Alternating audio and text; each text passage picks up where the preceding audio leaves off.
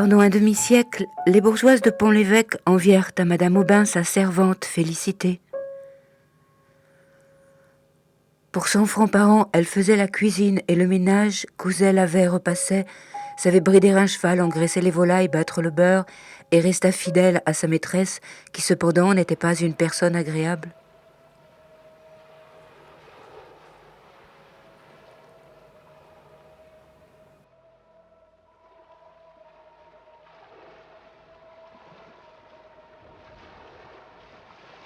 Elle avait eu comme une autre son histoire d'amour.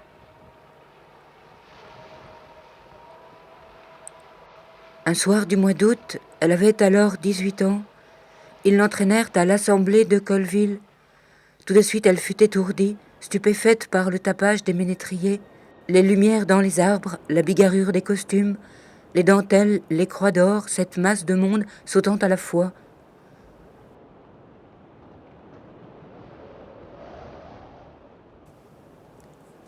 Elle se tenait à l'écart modestement quand un jeune homme, d'apparence cossue et qui fumait sa pipe, les deux coudes sur le timon d'un banneau, vint l'inviter à la danse. Il lui offrit du cidre, du café, de la galette, un foulard, et s'imaginant qu'elle le devinait, offrit de la reconduire. Au bord d'un champ d'avoine, il la renversa brutalement. Elle eut peur et se mit à crier. Il s'éloigna.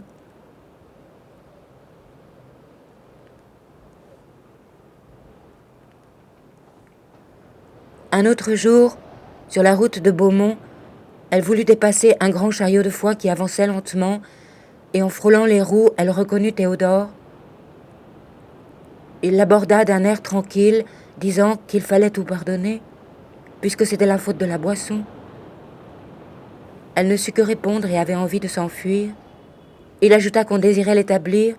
Du reste, il n'était pas pressé et attendait une femme à son goût. Elle baissa la tête. Alors il lui demanda si elle pensait au mariage. Elle répondit en souriant que c'était mal de se moquer. « Mais non, je vous jure. » Et du bras gauche, il lui entoura la taille.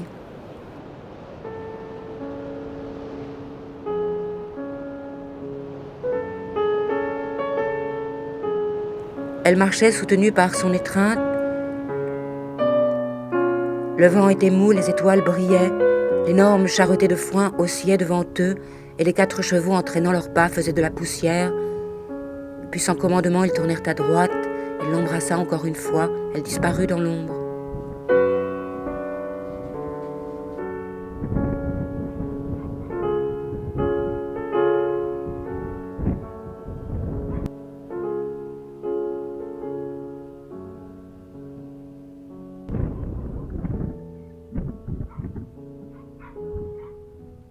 Le moment venu, elle courut vers l'amoureux.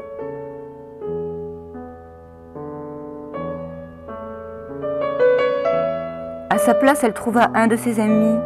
Il lui apprit qu'elle ne devait plus le revoir.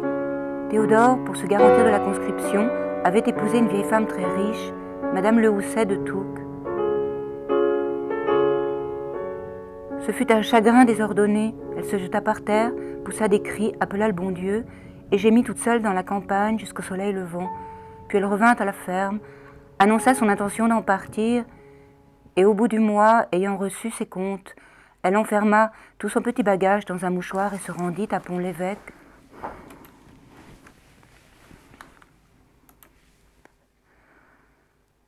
Devant l'auberge, elle aborda une bourgeoise en capeline de veuve et qui précisément cherchait une cuisinière. La jeune fille ne savait pas grand-chose, mais paraissait avoir tant de bonne volonté et si peu d'exigence que Madame Aubin finit par dire « Soit, je vous accepte ». Un quart d'heure après, Félicité était installée chez elle. Paul et Virginie, l'un âgé de 7 ans, l'autre de 4 à peine, lui semblaient formés d'une manière précieuse. Elle les portait sur son dos comme un cheval.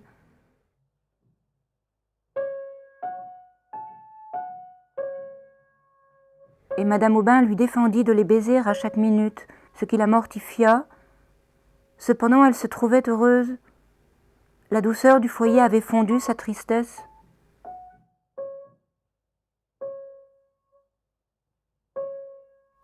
Madame Aubin voulait faire de sa fille une personne accomplie, et comme Guyot ne pouvait lui montrer ni l'anglais ni la musique, elle résolut de la mettre en pension chez les Ursulines de Honfleur.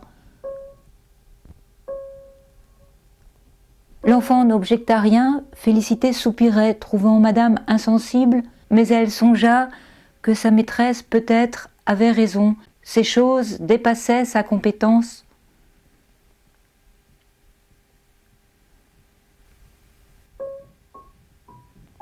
Le matin, par habitude, Félicité entrait dans la chambre de Virginie et regardait les murailles.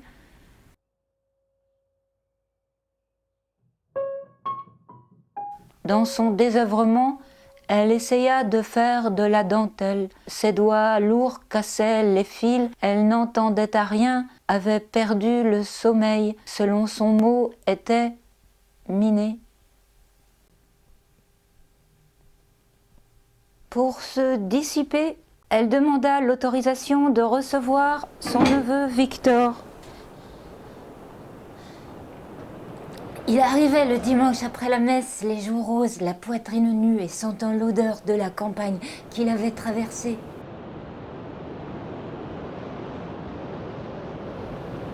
Un lundi 14 juillet 1819, elle n'oublia pas la date.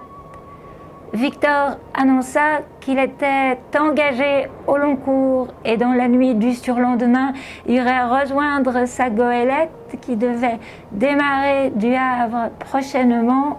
Il serait peut-être 2 ans parti. On entendait chanter des poules, le capitaine jurait et un mousse restait accoudé au bossoir, indifférente à tout cela. Félicité, qui ne l'avait pas reconnu, criait « Victor !» leva la tête. Elle s'élançait quand on enleva l'échelle tout à coup. Il est parti à la sardine.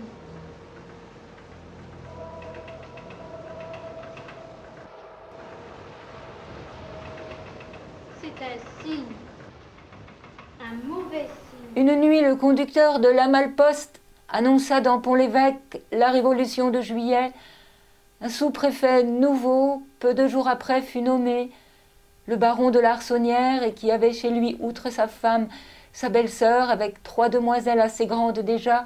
On les apercevait sur leur gazon vêtues de blouses légères. Elles possédaient un nègre et un perroquet.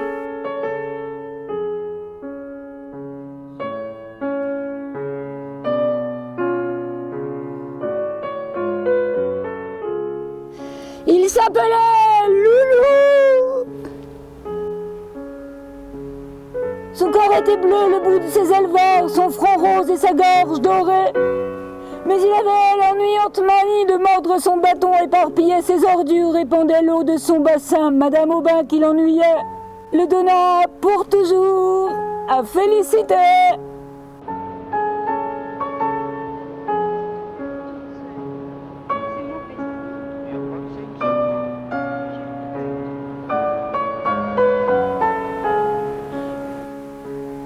Elle entreprit de l'instruire. Bientôt, il répéta « Charmant garçon, serviteur, monsieur, je vous salue, Marie. » Il était placé près de la porte et plusieurs s'étonnaient qu'il ne répondît pas au nom de Jacquot. Puisque tous les perroquets s'appellent Jacquot, on le comparait à une bûche.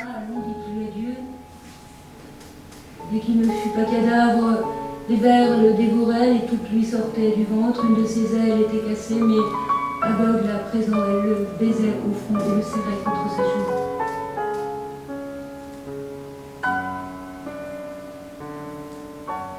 Et Simone le reprit pour le mettre sur le bougeoir.